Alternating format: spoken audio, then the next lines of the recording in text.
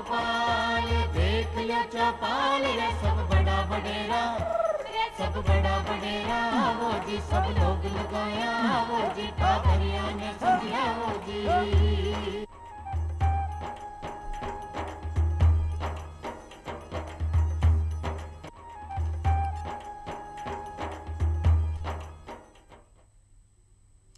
चौपाल देखवाळा सगळ्या ग्रामीण भाई बहनाने राम राम सा खमा गणी सा। भाई बहना जी चौपाल रे माई आप रोजीना नवा नवा विषय लेर खासा महत्व जानकारी हासिल करा, खासा महत्व चर्चा करा। उन्नीस प्रकार आज भी अपनी चौपाल रे माई आप एक न्यारो निर्वाणो एक नवादू विषय लेर हताया कर। और दोस्तों आज को जो आपनो विषय है वो है ग्रामीण क्षेत्र के मायने शिक्षा को महत्व। और bien देखा तो शिक्षा को महत्व न केवल ग्रामीण क्षेत्र में बल्कि जटे मिनक है, जटे जीव है, बटे शिक्षा को महत्व अपने आप ही है। और शिक्षा मूल मंत्र है, शिक्षा यंत्र है, शिक्षा एक तंत्र है और जगह शिक्षा रूपी शानदार औजार है वो आपकी ज़िंदगी ने बहुत खुशहाली के साथ आनंद और मस्ती के साथ बिता सके। तो आज आप आई चर्चा कर और आज आप विशेष चर्चा कर गाँव के माए शिक्षा को कई महत्व है। तो बी की जानकारी ले अपने बीच पधारा है रघुवीर जी चौधरी साहब। चौधरी साहब आप चौपाल स्टूडियो में घणो घणो स्वागत है सर। बहुत बहुत राम राम साहब गजेंद्र जी, बहुत बहुत स्वागत। चौधरी साहब शू पहले तो आप बताओ आप शिक्षा की बात करें तो शिक्षा के प्रारंभ हुए प्राथमिक शिक्षा शू गाँव के मायने आप देखा तो हर गांव के मायने स्कूल है, पंचायत मुख्यालय के ऊपर सीनियर सेकेंडरी स्कूल भी है, लेकिन शिक्षा की नींव है वह है प्राथमिक शिक्षा। तो प्राथमिक शिक्षा के मायने गांव का जगह लोग है भाई की प्रकार से अध्ययन करता भी आपका जीवन ने खुशहाल बना सके। तो प्राथमिक शिक्षा के बारे में आप कहीं कहना चाहो? बिल्कुल, जो प्रारंभिक जो शिक्षा प्राथमिक है नहीं, आजकल तो प्री प्राइमरी शिक्षा हो रही है। और इससे अपन देखें कि ग्रामीण क्षेत्रों में विशेष रूप से शिक्षा का एकदम से रुझान बढ़ा है और एकदम शिक्षा का स्तर बढ़ा है। और जिससे ग्रामीण जो प्रतिभा है आज अपन यानी किसी भी तरीके से, चाहे वो ऑनलाइन प्लेटफॉर्म के माध्यम से अपन लिख सकते हैं, डिजिटल है यानी उसके माध्यम से अपन देख सकते हैं, बच्चों को खेल विधि के माध्यम से, मनोरंजन के माध्यम से, मतलब आज अपन देख रहे हैं कि 5 साल से पहले 3 साल 2 यानी 3 साल का है, 4 साल का है, 5 साल का बच्चा है, यानी उसको खेल विधि के माध्यम से इतना शानदार तरीके से यानी उसको शिक्षा के प्रति यानी पहले से ही उसको जागरूक कर दिया जाता है कि भाई तेरे को इस प्रकार से पढ़ना, आगे बढ़ना है। तो यानी प्राथमिक ही नहीं, अब तो प्री प्राइमरी जिसमें आंगनबाड़ी है, आजकल स्माइलिंग प्रोग्राम एक चल रहा है यानी जिसमें बच्चे हंसते रहते हैं, खेलते रहते हैं और सीखते रहते हैं। खेल विधि को मतलब खेल खेल के मैं पढ़ाई बेटा पर हाँ। और बेकमाई दबाव महसूस को नहीं हुए, एक स्वाभाविक प्रक्रिया के तहत खेलता खेलता।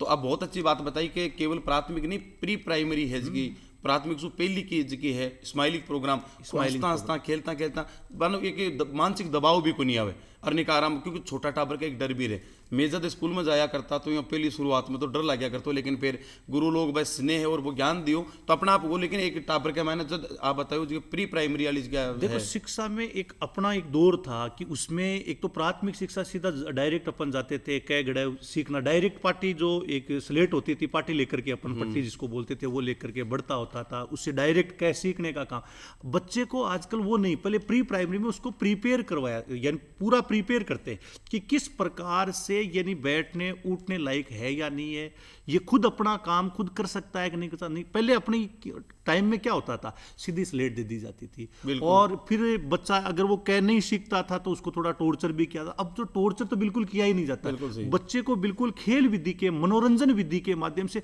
मतलब हाई टेक्नोलॉजी है, तकनीक है, उसके माध्यम से उसको उस शिक्षा के प्रति यानी उसका रुझान बढ़ाया था, वो अपने आप फिर तैयार होता। आजकल अपन देख रहे हैं छोटे छोटे बच्चे यानी जो स्मार्टफोन है, टैबलेट है, यानी उन पर खुद यानी छोटे से 3 साल का, 4 साल का, 5 साल का जो बच्चा है खुद अपने प्रोग्राम तैयार कर लेता है, क्योंकि उनको उसी तरीके से उसी डरे के अंतर्गत यानी उनको तैयार किया जा रहा है। कहने का मतलब समय के साथ बदलवा के साथ हर चीज़ का मैं परिवर्तन जरूरी, तो शिक्षा के मायने भी परिवर्तन आयो। आप बताए कि पहली पार्टी देते थे कैसे कबूतर सीधो लिखवो सिखाए, आजकल मोन्टेसरी विधि आएगी, जैकटोट विधि आएगी, पहले अक्षर के ऊपर आंगली फिरा फिरार बन सिखा हुआ है, अक्सर ये टाइप को महसूस करना है, बी के बाद में भी लिखना है। तो समय के साथ वो बदलाव बहुत जरूरी है। अपन इस बदलाव में अपन विशेष रूप से जैसे हमारी केंद्र सरकार है उसका भरसक प्रयास, उन्होंने कहा कि यानी विशेष रूप से छोटे बच्चे उन पर आप ध्यान दो, उन पे ध्यान दोगे तो अपने आप जैसे वो बड़े होते जाएंगे, अपने आप वो ये देश की यानी जो पूरा का पूरा भार उन्हीं बच्चों पर है, वही युवा बनेंगे, वही प्रौढ़ बनेंगे। और इन्हीं पर क्या होता है कि जो बाल वर्ग होता है और इसके साथ में ही जो वृद्ध वर्ग होता है, जिसको अपने जो विशेष रूप से प्रौढ़ावस्था के बाद की आता है, यानी वो उन्हीं पर क्या होता है निर्भर होता है। तो इन बच्चों को पहले से शिक्षा के प्रति इतना यानी हाई कर दीजिए जिससे कि कोई भी तकनीक, आज हमारा भारत देश तकनीक में आगे अव्वल है, यानी आगे बढ़ता जा रहा है इसके।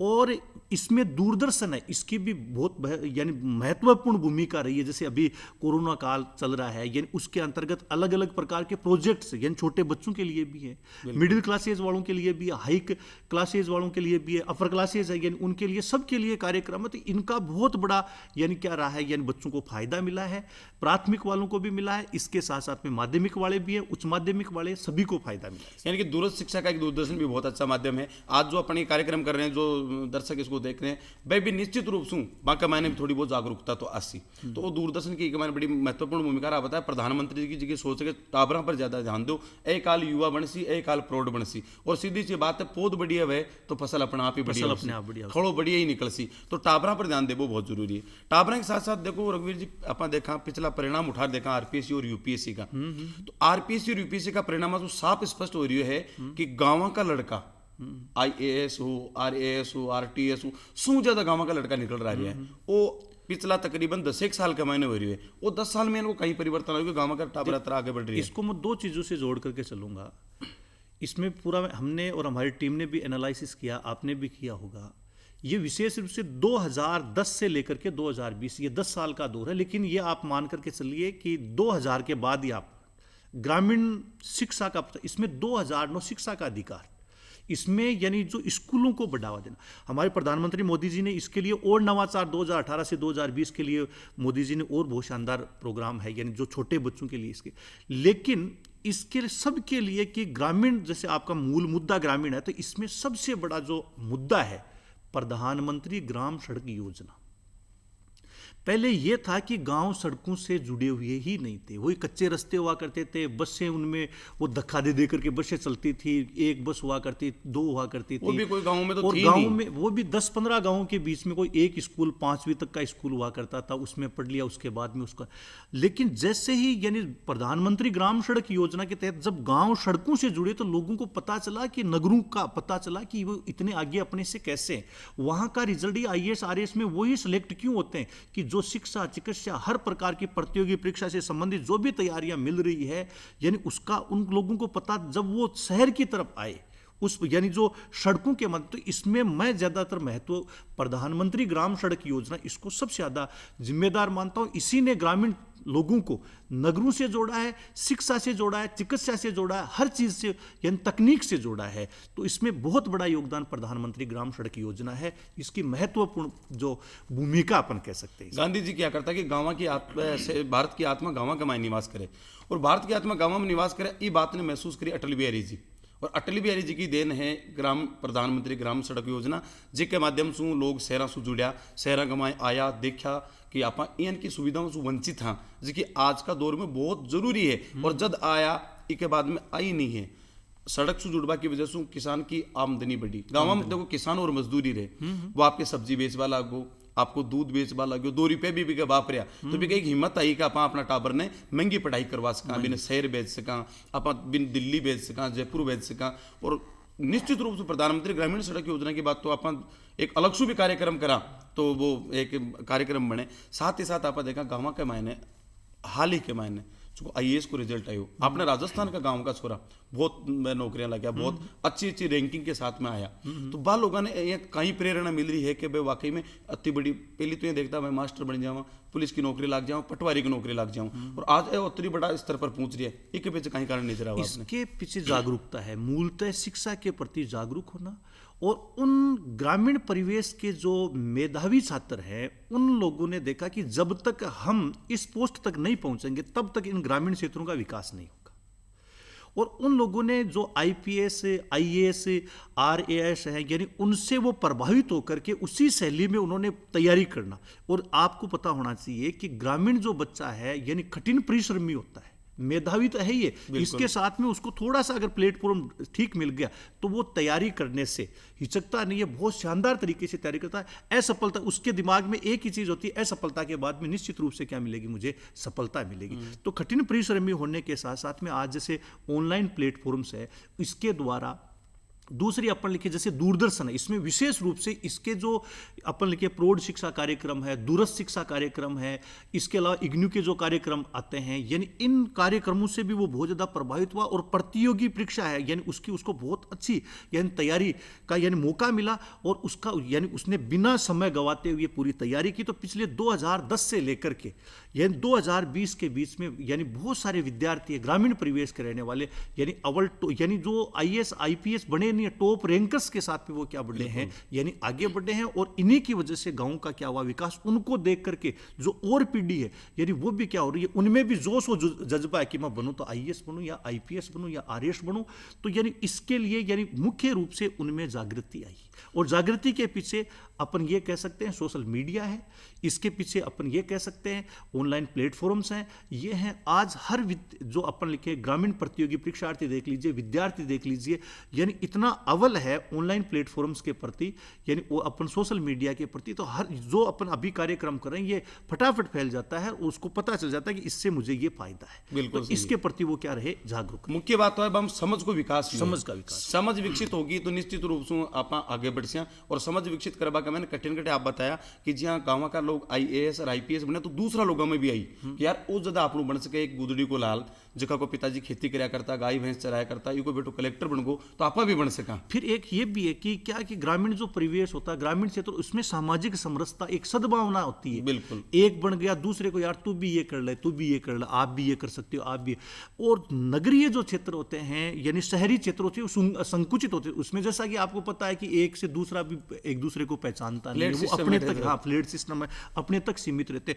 ग्रामीण में गांव का एक विद्यार्थी या एक प्रतियोगी परीक्षार्थी अगर शिक्षक भी बन गया तो वो उसको अगले यानी उसके आसपास के जितने भी हैं उनको सबको वो कहेगा कि ऐसे कर लो, ये कर लो, स्वामणी करसी। पूरा गांव ने न्यू तो देर जिमासी और भी गांव के चर्चा भी शिवाई मास्टर की हमने नेवड़ा टापर भी कैसे बढ़ना है, कैसे तैयारी करनी है, क्या पढ़ना है, क्या नहीं पढ़ना है, क्या सिलेक्टेड टॉपिक्स हैं, क्या यानी किस प्लेटफॉर्म से अपने को जुड़ना है, यानी इसके लिए यानी वो और बच्चों को क्या करता रहेगा, गांव के सामाजिक समरसता और गांव की मिठास है।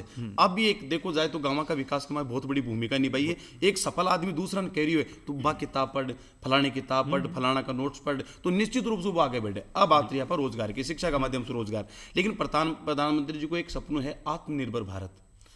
सारा पढ़े जखाई तो कलेक्टर बने को नहीं, कुछ लोग यहाँ का भी है जगह को नहीं बन पावे। तो शिक्षा सु आत्मनिर्भर की प्रकार बने कि सरकारी नौकरी नहीं लगी फिर भी वो इस प्रकार की शिक्षा हासिल करके वो गांव में रह आपको रोजगार भी कर सके। इस बारे में आप कहीं कहना चाहो? देखो यानी इसमें वो एजुकेटेड होगा तो इतने यानी कार्यक्रम है जो कर सकते हैं। जैसे एक उदाहरण के रूप में आप बताऊं कि सीकर जिला, सीकर में नानी ग्राम पंचायत है, यानी पहला डिजिटल विलेज या पहली डिजिटल ग्राम पंचायत है जिसमें विशेष रूप से महत्वपूर्ण भूमिका यानी जिसमें अपन देखें सुरेंद्र और सुरेश दो दोस्त था, उन्होंने यानी ऐसा ऐप तैयार कर लिया यानी जिससे बच्चों को यानी हर तरह की शिक्षा यानी वो क्या करवा सके, प्रोवाइड करवा सके हर तरह की। इसी प्रकार से आपने नाम सुना होगा एजुकेशन से संबंधित इतने सारे ऐप। अलवर ग्रामीण परिवेश से रहने वाले जो मेवाती है, इमरान खान है, यानी जिसको प्रधानमंत्री जी ने खुद यानी उनको आमंत्रित किया, उनसे मुलाकात की और इतने यानी ई एजुकेशन से संबंधित क्या बनाए उन्होंने, ऐप बनाए। तो वो एक रोजगार का ही माध्यम है।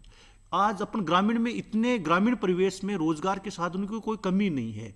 अब कितने रोजगार के हैं, चाहे वो कृषि नवाचार मान लीजिए, पशुपालन में मान लीजिए, इसके साथ साथ में अपन देखिए यानी वानिकी के अंतर्गत मान लीजिए यानी जो फार्मिंग है यानी उसमें देखिए मधुमक्खी पालन है, ये जो एपीकल्चर, सेरीकल्चर यानी विटीकल्चर, ये सारे आप एजुकेटेड होगे तो ही आपको पता चलेगा सरकार के द्वारा कितने क्या यानी प्रोत्साहन दिए जा रहे हैं ग्रामीण क्षेत्रों में। जब आप एजुकेटेड ही नहीं हो तो आपको कैसे पता चलेगा। सरकार बहुत सारे प्रोत्साहित कर रही है कि ग्रामीण क्षेत्रों का अनुदान भी दे है, लोन भी दे रही, तो अनुदान का पहले भी दे रही, लेकिन पहले एजुकेशन का इतना प्रचार प्रसार नहीं था। अब इसका प्रचार प्रसार हो गया तो लोगों में जागृति आएगी। बहुत सारे तो ऐसे हैं जो केवल यानी जो गवर्नमेंट सर्विस है ज्वाइन करते हैं उसके बाद में छोड़ देते हैं, कई ऐसे उदाहरण हैं अपने ग्रामीण क्षेत्र में, और वो क्या है कि स्वरोजगार के माध्यम से आज उनको अपन देख चाहिए, अपन किसानों की बात कर सकते हैं, अपन जो एजुकेटर्स हैं यानी उनकी अपन बात कर सकते हैं। तो उन्होंने क्या अपना स्वरोजगार को बढ़ावा देने के लिए बहुत सारे ऐसे कार्यक्रम है यानी कि शिक्षित आदमी अगर खेती भी करसी तो नवाचार से, पशुपालन भी करसी तो नवाचार से करसी, और सू बड़ी बात है वो ठिगाऊ को नहीं, ठिगाऊ को नहीं पढ़े लिखो आदमी साथ में वो नया प्लेटफार्म ढूंढ सी। पहली आप परंपरागत खेती करता मोट मूंग बाजरा जो गेहूं बादिया, आज का किसान मशरूम बो रहा है, आज का किसान रेगिस्तान का अनार बो रहा है, और वह अति शानदार मुनाफा ले रहा है कि सरकारी कर्मचारी दूर बैठे वहां के सामने, अधिकारी दूर बैठे वहां के सामने, लोगों का आदर्श होगा। आज आप उदाहरण के रूप में देखो, जो आप थे था गाँव की तो बढ़ाई कर दी भाई, नानी का दो टाबर गाँव में करना ही हो, लेकिन आपने देखा दातारामगढ़ का सुंडाराम जी वर्मा कृषि में नवाचार करे, पद्मश्री मिले, जगदीश जी पारिक अपना जीतगढ़ का है, वे कृषि कमाए नवाचार करो, वो पूरो श्रेय जाए शिक्षा ने। अगर शिक्षा नहीं होती तो निश्चित रूप से नवाचार के प्रति आसन की तरह था। एक जो शिक्षित नहीं है वो एक डर पे है, तो उसको डर शिक्षा निकाले हो, इसके बाद शिक्षा जो डर निकाले हो, एक बाद में गाँव में खेती में पशुपालन में कहीं परिवर्तन आया। देखो कृषि और पशुपालन एक दौर था कि कंपटीशन था कि जैसे बोरवेल करवा लिया या कुआं है कि मेरे ज्यादा से ज्यादा फुहारा चले, 20 टूटी 30 टूटी बोलते हैं ना, हाँ वो चले। अब धीरे धीरे क्या हो गया कि पानी की कम यानी भूगर्भिक जल स्तर वो तो बिल्कुल उसमें गिरावट हो गई, यानी बिल्कुल गिरावट हो गई। तो अब उसने क्या कि पानी की कमी आ गई, तो यानी बिल्कुल कृषि भी कर रहा है, पशुपालन भी कर रहा है, लेकिन बिल्कुल उसमें नई विधि, चाहे वो ड्रिप सिस्टम अपन कह सकते हैं, बूंद बूंद सिंचाई यानी जो सिस्टम है यानी उसको अपनाया है। पशुपालन में पहले क्या होता था, गाय भैंस वगैरह थी, लेकिन अब देख रहे हैं कि उसके अंदर नस्ल सुधार कार्यक्रम के तहत, बिल्कुल नस्ल सुधार कार्यक्रम के तहत दुग्ध उत्पादन उसमें क्या हुई है, वृद्धि हुई। तो डेयरी उद्योग को क्या है, उसने क्या है कि बढ़ावा दिया है। कृषि के अंतर्गत यानी जो खाद्यान्न फसलों के अलावा जो अपन लिखे पेय फसलें हैं, व्यापारिक फसलें हैं, नकदी फसलें जिनको अपन कहते हैं, यानी उसको क्या दिया बड़ा, जिनको कम जल की आवश्यकता उसमें भी उनका क्या हो यानी उत्थान हो। इसके फल सब्जियों को भी उसने क्या है प्रोत्साहन दिया है। तो ये सब एजुकेशन की वजह से ये सारे यानी संभव हो पाए हैं, इससे वो आगे बढ़ा है। शिक्षित लोग न केवल कृषि में नवाचार करे बल्कि कृषि का उद्योग भी स्थापित करे। आज लोग बिस्कुट बना रही है गाँव का, बिल्कुल बना रहे हैं, टमाटर की पापड़ देख लो, बहुत शानदार पापड़ बना रहे हैं। बिल्कुल। अब जी हमारे मंगोड़ी देख लीजिए आप, पापड़ है, मंगोड़ी है, अगरबत्तियां बना रही है। अब जी हमारे टमाटर ज्यादा होगा, टमाटर को भाव मंडी में बढ़िया नहीं मिल रही है, तो वो घराने आपको प्रोसेस लगा रखे, सॉस बना रहे हैं, सॉस बना, टमाटो सॉस।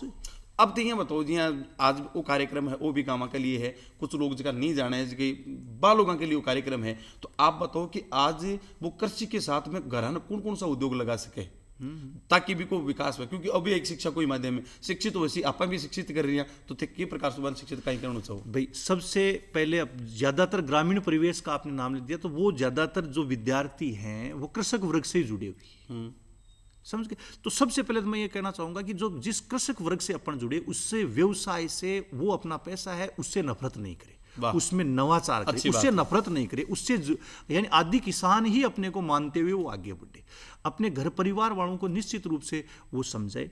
यानी उसमें कृषि वानिकी है, सोशल जो अपन लिखे फॉरेस्ट्री है उसको सामाजिक वानिकी है, कृषि वानिकी है, यानी इसको भी यानी साथ में अपनाई। और ये संभव तब भी होगा जब वो एजुकेटेड होगा। तो यानी इसमें क्या होता है कि मुख्य रूप से कृषि के साथ साथ में पशुपालन भी होता है, इसके साथ में पौधरोपण का कार्यक्रम भी होता है। तो कई कार्यक्रम है वो एक साथ में वो क्या कहे यानी कर सकता है। कम खेती में, कम पानी में, कम ही क्षेत्र होता है और कम ही लागत के अंतर्गत वो सारे ऐसे कार्य कर सकता है। तो यानी उस व्यवसाय को छोड़ना नहीं, उसको जुड़े हुए अपने को क्या है आगे चलना। कई बार आईएएस के इंटरव्यूज में पूछे जाते हैं, कहते आप असफल होगे तो आप क्या करोगे, तो बहुत सारे मेधावी छात्र होते हैं कि मैं कृषि करूंगा। तो कृषि तो आप पहले भी कर सकते हैं कि नहीं, अब मेरी एजुकेशन पूरी हो चुकी है, अब मैं क्या है यानी उसको एक नई तकनीकी के आधार पर क्या है कि यानी शिक्षा को मैं प्रोत्साहित करूंगा। बहुत अच्छी बात बताई थी, कृषि से नफरत नहीं करनी, नहीं बिल्कुल आपनो आदि व्यवसाय है, पैतृक व्यवसाय है। आज भी आप प्राचीन इतिहास ने पढ़ा, सिंधु घाटी सभ्यता रे पढ़ा, तो सू पहली जुतेड़ा खेत काली बंगा कमाई मिला है। तो बी टाइम का भी की सभ्यता को जो केंद्र हो, भी को पूरा आधार है जो को पूरा कृषि हो, और आज भी कृषि है साहब। भारत की तो अर्थव्यवस्था को बहुत बड़ो हिस्सा जो कृषि पर निर्भर करे। एक गाँव के मायने एक बड़ी समस्या है, गाँव के मायने किसान और मजदूर वर्ग ज्यादा रहे। अब तो कर्मचारी अधिकारी भी होएगा, तो वह का मजदूर वर्ग है, किसान वर्ग है, बाका टाबर ऊंची शिक्षा ले बिक लेते कहीं गणु चाहो देखो आर्थिक रूप से थोड़ा एक्सेस कम हुए भैया देखा यार दिल्ली जा रखी पड़चियाँ जयपुर जा रखी पड़चियाँ तो बा लोगों आप कहीं कहना चाहोगे वो ऊंची शिक्षा लेने के लिए क्या करें भाई मुख्य व्यवसाय उनका क्या है, वो कृषि और मजदूरी है, आज भी वही है। और उसमें यानी उनके जो बच्चे हैं निश्चित रूप से जो पढ़ने वाला मेधावी छात्र है वो जागरूक है, और ज़्यादा से ज़्यादा जो सरकार के द्वारा कार्यक्रम चलाए जा रहे हैं, हमारी जो केंद्र सरकार है उसके द्वारा, राज्य सरकार के द्वारा जो वर्तमान में बहुत सारे प्रोत्साहन के लिए कार्यक्रम, तो वो बच्चा उनके प्रति भी क्या रहता है, अलर्ट रहता है। और जो किसान है यानी वो किसानी करता है, तो किसानी के साथ में क्या है कि जैसे वो नगरों से जुड़ गया सड़कों के माध्यम से, तो जो उसकी आमदनी हुई उस आमदनी को क्या है यानी अपने यानी बेटे पर या बेटी पर यानी खर्च करके वो उसको वहाँ तक भेजने के लिए वो तैयार। शिक्षा के लिए ऐसा कोई भी यानी पिता या माता नहीं है कि जो अपने बच्चे को शिक्षा के लिए वंचित रखे, गवर्नमेंट सर्विस से यानी वो वंचित रखे, ऐसा कुछ भी नहीं। इसके लिए मैं यही कहना चाहूँगा कि सभी जो किसान भाई हैं, ग्रामीण जो मजदूर भाई हैं, वो सब अपने बच्चों को प्रोत्साहित करें शिक्षा के प्रति, और उनको आगे से आगे आप शिक्षा से साथ जोड़ते हुए आगे बढ़ाते। एक जो कोई युवा है वो नौकरी लाग गो, अफसर बन गो, कर्मचारी बन गो, पढ़ाई की वजह से ही बने हो वो भी के बाद के माने भी को कई दायित्व बने गाँव की सेवा करवा को, कि गाँव का और भी पीढ़ी जी आप बताइए गाँव में समरसता है बुक के, तो बा युवाओं को कहीं आह्वान करना चाहो कि गाँव का यहाँ को वातावरण तैयार करे कि और बाकी का लोग भी शिक्षा सु आपका जीवन स्तर में सुधार करे। आई को नहीं भाई सरकारी नौकरी लगे, जीवन स्तर में सुधार करे, चाहे कृषि में नवाचार करे, पशुपालन में, चाहे मत्स्य पालन करे, लेकिन वह जगह सेट हुए चुके आप अच्छा पढ़ा लिखा है, वह नई पीढ़ी की प्रकार तैयार करे। भाई वो नई पीढ़ी अपने सबसे पहले देखो अपने परिवार को सुधारेंगे, फिर अपने समाज को सुधारेंगे, गांव को सुधारेंगे, और बहुत सारे वो वहाँ जैसे उनकी पोस्टिंग 200-500 किलोमीटर दूर है, लेकिन जो गांव में पढ़े लिखे हैं और हो सकता है यानी गवर्नमेंट सेक्टर में वो नहीं पहुंच पाए, उन लोगों को वो जिम्मेदारी दे और उनको बार बार उनकी मॉनिटरिंग करते रहे कि आज आपने गांव में जैसे झुग्गी झोपड़ी में रहने वाले हैं या मजदूर हैं, बहुत गरीब हैं, यानी किसानी के लिए उसके पास ज़मीन नहीं है, मजदूरी करता है। मजदूरी भी क्या है कि अपने को पता है कि राजस्थान जैसा अपना प्रदेश है, इसमें मजदूरी कितने दिन, महीने में कितने दिन मजदूरी चलती है। सही बात। हाँ, तो उसको यानी वो मॉनिटरिंग कर सकते हैं उसके। जैसे अपन देखे उदाहरण के रूप में अपनी पाठशाला जो शुरू में कार्यरत है, झुग्गी झोपड़ी वालों को बहुत शानदार शिक्षा दी जा रही है। जयपुर में भी बहुत सारी कार्यरत है। तो ऐसे कई कार्यक्रम जिसमें विशेष रूप से सरकारी अफसर ही जुड़े हुए हैं, वही क्या कर रहे हैं यानी कार्य करवा रहे, कार्यरत हैं, और वो पूरा का पूरा आगे से आगे बढ़ा रहे। तो उन यानी विशेष रूप से ध्यान रखें, यानी जो वास्तव में शिक्षा से वंचित है, हर वर्ग से यानी जो अपन लिखे यानी जो बहुत ज़्यादा वंचित है, तो उनका ध्यान रख करके वो 5, 10, 20 का भी अगर 5 कोई भी सुधार देगा तो यानी वो आगे यानी वो उसका प्रचार प्रसार करने में वो जो 5 सुधर गए वो आगे से आगे बढ़ते हैं। भाई कड़ी से कड़ी जुड़ जाए, मतलब उसमें मूलतः मॉनिटरिंग करनी होगी। गांव को वो छोड़े नहीं कि मैं अफसर बन गया तब मेरे को गांव से कोई लेना देना नहीं। ध्यान रखिए। एक मैं जठान जानू हूँ, मैं देखी हूँ था के जीवन के मायने कितने गाँव का गरीब गुरुबा का टाबरन जयपुर हो बठू निकाल ले रहा जका शिक्षा से वंचित था, बा लोगन थे पढ़ाया था का खर्चा पर, बन अफसर भी बनाए, IAS भी बनाया कई था, तो वह जगह शहरा कमाए आएगा गांव का लोग जी थे निश्चित रूप से था को दायित्व निभायो, तो शहरा कमाए रह रहा है, शिक्षा के मान समझ है, वह लोग गांव की सेवा शहर में रहता है क्या करे नहीं। वो देखो जैसे बहुत सारे आपने ये बहुत अच्छी बात कही, मैं अब भी मैं कईयों को रखता हूँ और ये काम करवाता रहता हूँ, लेकिन उन वो लगने के बाद उनको टाइम कम मिल पाया, लेकिन वो मेरे को प्रोत्साहित करते हैं। पहले मेरे से प्रोत्साहित हुए, अब भी वो करें कि हाँ आप बहुत अच्छा कर रहे हो, ये करते रहिए, ये करें। उनको टाइम कम मिलता है, लेकिन जब जब उनसे टाइम मांगा उन्होंने टाइम भी दिया है, तो उनसे अपने को एक प्रेरणा मिलेगी, प्रोत्साहित मिलेगी, क्योंकि वो बिजी है, गवर्नमेंट सेक्टर में काम कर रहे हैं, सारे कर रहे हैं, लेकिन एक जिम्मेदारी अपनी भी, अपन भी जो काम कर रहे हैं उसको यानी जिम्मेदारी पूर्वक अपन करें। बिल्कुल कर्तव्य मान कहने का मतलब है शहरा में रहे जहाँ भी गाँव में कोई वंचित आदमी मतलब भी ले आप काम करोगे तो आपके साथ में जुड़ने वाले बहुत होंगे। आप अगर आदेश दोगे तो आपके साथ में कोई नहीं जुड़ेगा। आप आगे होकर के काम करोगे, जुड़ने वालों की कमी नहीं रहेगी। हर सेक्टर का व्यक्ति आपके साथ में जुड़ेगा। आह्वान करूँ है अपन आदेश कौन देना, आदेश नहीं देना। हाँ। नहीं, बहुत सारे ऐसे संगठन मतलब भी ऐसे संगठन बना लेते हैं जिनका काम क्या होता है, चंदा इकट्ठा करना है, बच्चों पे इन्वेस्ट ही नहीं करना, खा जाना है उनका, बाद में उससे मोह भंग हो जाता है। ऐसा काम ही मत कीजिए ना। बस आप सेवा के भावना के साथ, सेवा के भावना के साथ आप। तो रघुवीर जी आप चौपाल स्टूडियो में पधारे, आपको घणो घणो धन्यवाद। और भाई बिना समय की भी मर्यादा है, अब चाह आपसे इजाजत आशा करें आज को कार्यक्रम आपने दाया सी, फिर मिल जाएंगे नया विषय के साथ। जब तानी मानी इजाजत दिराओ सा, राम राम सा, बहुत बहुत धन्यवाद।